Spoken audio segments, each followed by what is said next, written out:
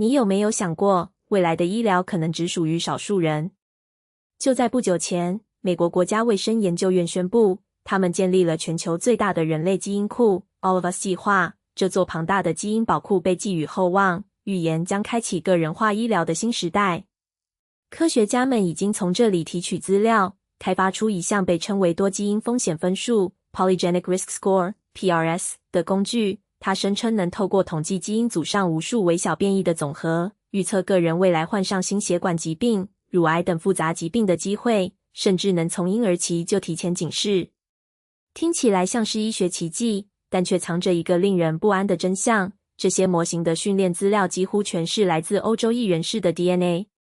根据已有的研究，英国生物样本库 UK Biobank 里约有 94% 的参与者是白人。美国退伍军人计划 Million Veteran Program 则有近3/4是欧洲祖籍。即便 NIH 自称要多元化的 All of Us 计划，截至目前也仍有约 50% 的样本来自欧洲背景。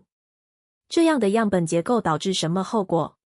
对于非欧洲裔人士，尤其是非洲、亚洲、拉丁美洲后裔 ，PRS 的预测准确度几乎没有改善。有研究指出，对某些疾病的风险评估竟接近于抛硬币的随机结果。这意味着有色人种在获得早期警示、预防用药或生活方式干预时，可能被系统性的排除在外，从而加深现有的医疗不公。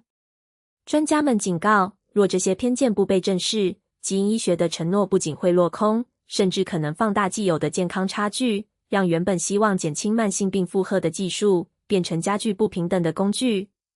然而，逆流而上也有希望的迹象。研究团队正在尝试透过更复杂的统计模型，加入跨种群的基因资料，以及扩大少数族群的招募来填补这个缺口。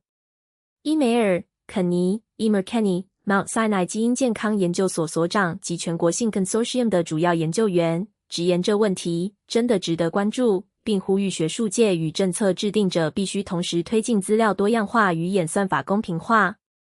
All of Us 的未来也面临不确定性，因为其重要资金来源21世纪治愈法案即将在本财政年度末到期，若无法续编，庞大的多元基因库可能就此停滞。